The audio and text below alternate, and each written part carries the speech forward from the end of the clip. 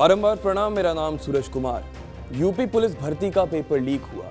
सरकार प्रशासन इसे मानने से इनकार करती रही, लेकिन हल्ला कटा, अभ्यर्थी सड़कों पर आए, पेपर लीक के प्रमाण दिखाए, सरकार पर दबाव बना, परीक्षा रद्द कर दी गई। अब बारी कार्रवाई की थी। सरकार ने अभ्यर्थियों को हौसला दिया ये कहकर कि दोषियों को बख्शा नहीं जाएगा, और उसकी पहली कड़ी थी उस अधिकारी पर कार्रवाई जिसके देखरेख में ये परीक्षा हुई। यूपी पुलिस भर्ती बोर्ड की अध्यक्ष रेणुका मिश्रा। अनुशासन तो यही कथा बांचता आया है कि अगर पद की गरिमा समाप्त हो जाए तो आपको स्वयं पद त्याग देना चाहिए। लोगों को लगता है कि आप पवित्र हैं और उस परिस्थिति और अनुशासनात्मक कार्रवाई को झेलने के लिए तैयार हैं, क्योंकि आपको पता है कि आप निर्दोष हैं। लेकिन इतना बड़ा कांड हो जाने के बाद भी जब आप पद पर चढ़े रहते हैं, आंखों की गरिमा को ही तार तार कर देते हैं, तो समय सरकार का होता है जब वो आपसे कहती है कि अब आप इस पद पर रह नहीं सकते। और आज ऐसा ही हुआ।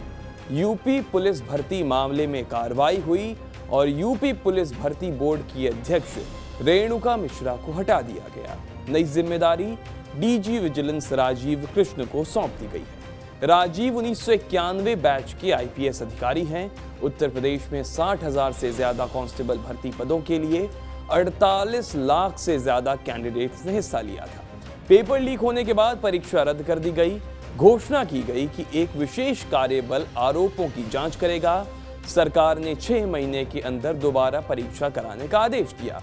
उत्तर प्रदेश के मुख्यमंत्री योगी आदित्यनाथ ने कहा था कि पेपर लीक मामले में गड़बड़ी की जांच की जाएगी और जिम्मेदार लोगों पर उचित कार्रवाई की जाएगी। मामले में अब तक यूपी एसटीएफ ने 2 मार्च को 2 और आरोपी को अरेस्ट किया था।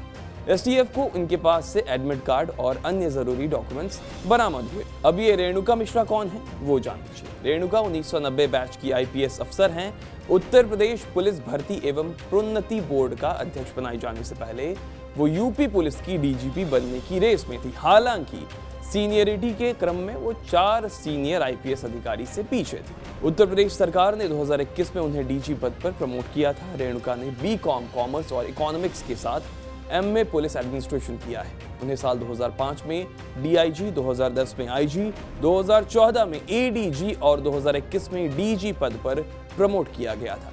उन्हें 26 जनवरी 2023 को डीजीज कमेंडेशन डिस प्लैटिनम पुरस्कार से भी सम्मानित किया गया था। लेकिन जनवरी बीता और फरवरी में उनके नेतृत्व में हो रही परीक्षा का ही पर्चा खुल गया और मार्च आते आते पद से बर्खास्त कर दिया गया। लेकिन सवाल ये भी है कि तमाम कोशिशों के बाद भी पेपर लीक हो कैसे रहे हैं, क्योंकि सरकार का काम एक उचित व्यवस्था में सुसज्जित परीक्षा करवाना है जिसमें सरकारी त्रुटियों का स्थान ना हो, संचालन में कोई विपदा ना आए और अगर आए तो उसे तुरंत व्यवस्थित किया जाए। और अगर ऐसा नहीं होता तो ये किसी भी सरकार के लिए, फिर चाहे वो कोई भी सरकार हो, बात लज्जा की होती है। बाकी आप उत्तर प्रदेश और उत्तराखंड की खबरों के लिए देखते रहिए TV9 उत्तर प्रदेश उत्तराखंड।